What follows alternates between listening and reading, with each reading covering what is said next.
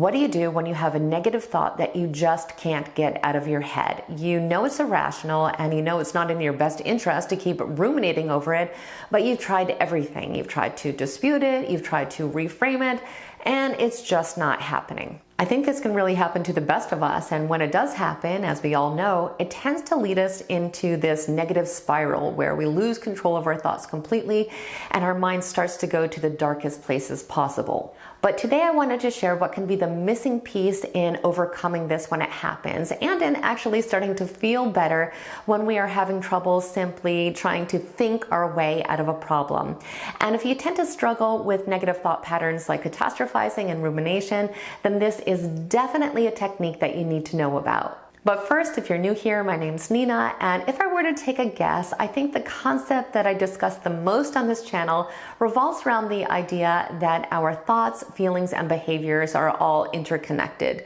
In other words, if we work to change our thoughts, we are then able to change how we feel and how we act. And this is something that we hear all the time. Change your thoughts, change your life, and it could not be more true. And I talk about this so much because it really is the key principle that changed my entire life and changed the lives of so many of the people that I work with. And this is because so many of us get stuck in negative thinking patterns. We don't even notice half the time. We don't even realize that we are engaging in these thought patterns. That was certainly the case for me. And unfortunately, this can lead to all kinds of emotional and behavioral problems like anxiety, depression, avoidance, you name it. And any of these things can cause us to experience a lot of suffering and make us feel absolutely miserable. And one effective way to address this is to identify these negative thought patterns, challenge the thoughts, and then reframe them into something positive. This is a technique that comes from cognitive behavioral therapy, or CBT. And not only is it highly effective, it can actually transform someone's life. However, sometimes when we are just beginning to learn this technique, when we are just starting to practice, we can kind of struggle with transforming these thoughts, or we don't always believe what it is we are trying to get our mind to believe. And when this happens, we can forget that there is actually a second component to CBT, which is the behavior side. And so when we are getting stuck in the cognitive side, in the attempt to change our thoughts, we can kind of put that aside for a while and switch our focus to changing our actions, changing our behaviors, because that can ultimately lead us to the exact same place of starting to feel better. And this is important because sometimes it can be the easier, faster way to make changes, especially when we are feeling blocked. So if you notice that you are diligently practicing your reframing techniques and nothing really seems to be happening, then it could be time to change course and start by taking action instead. And you've probably noticed in your own life that when you are feeling stressed or anxious or overwhelmed and consumed with negative thoughts, that taking simple actions can be very beneficial, whether it be taking a shower or playing with your pet. These little actions can give us moments of clarity and peace that can make all the difference in the world. And ideally, we do want to attack it from both sides.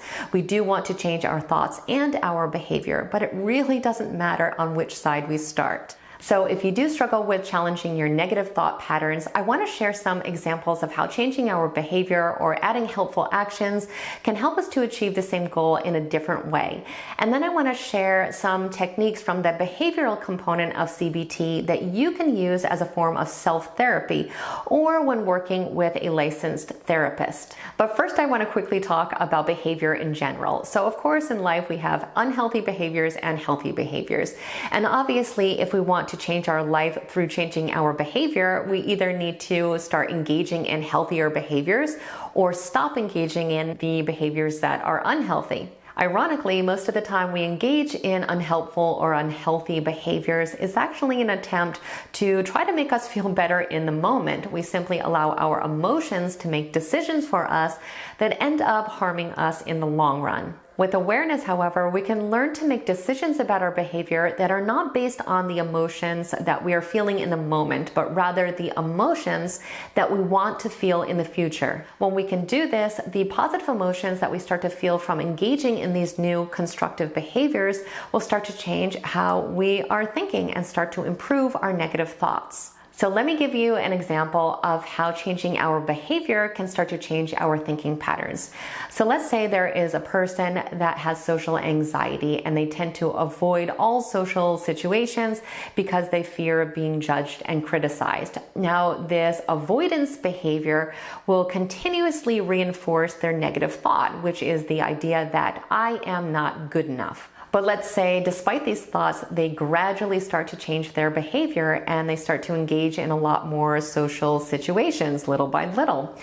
They may find that they have a good time and that they are not judged and they are not criticized, which can be direct evidence that the thought they had of I am not good enough is simply not true, and they may start to become much more comfortable in social situations. They may also notice that their mood, self-esteem, and thoughts about social situations in general also start to improve, which can lead to more positive thoughts about themselves, such as I am capable in social situations. And with time, this exposure can help to completely change their negative thought pattern and also help to reduce their social anxiety. So what we see here is that everything's working together, our thoughts, feelings, and behaviors. It's all interconnected, and so it's proof that to change our feeling, it is possible to start with behavior. And this is something that I do all the time. The second that I notice that I'm feeling anxious about a situation, I will immediately go out for a run because I know within minutes I'm going to think and feel very differently.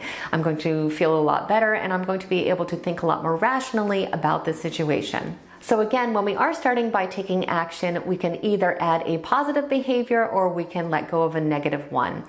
But let's go ahead now and talk about some specific strategies. Now, there are actually a number of techniques that are used within the behavioral component of CBT, but here are a few to consider. The first is exposure therapy.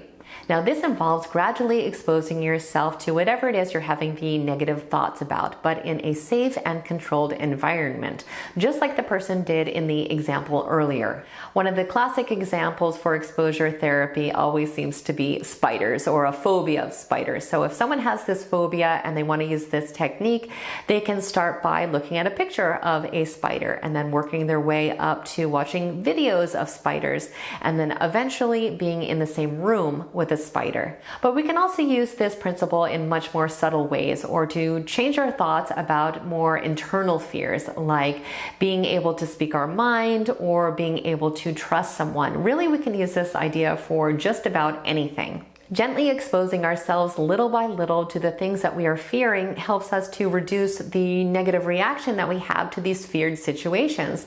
It also helps to show us that we are capable of managing the feelings of anxiety that we may have when we do confront our fears.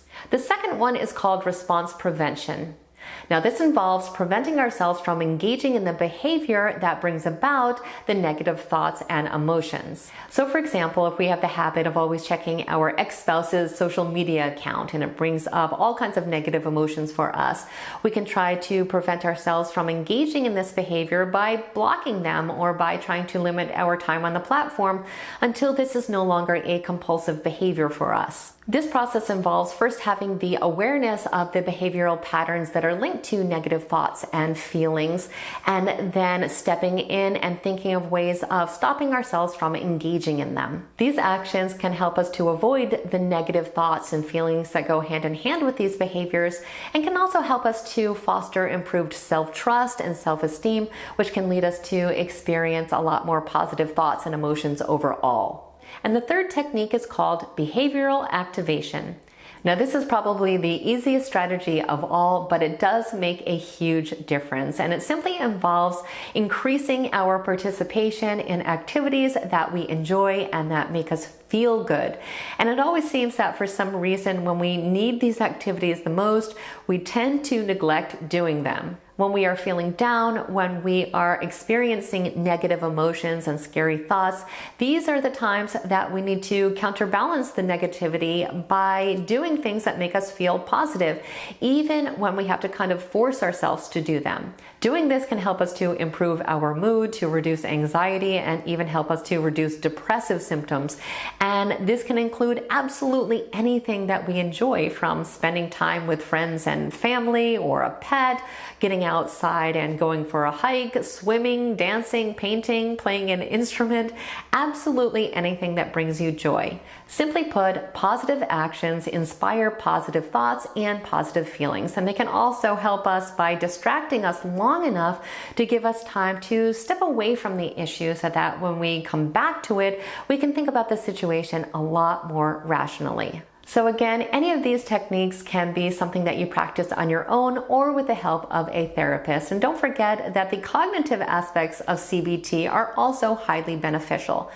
But if you do find yourself stuck in a negative thought loop and you are not able to think your way out, this is something that could be very effective for you. I would also love to hear your thoughts on this and whether or not this is something that you have tried in the past. So don't forget to leave a comment down below. As always, I truly hope that you found today's video to be helpful and insightful. If you did, please like it, share it, and definitely become a subscriber if you aren't one already. I would absolutely love it if you stayed connected.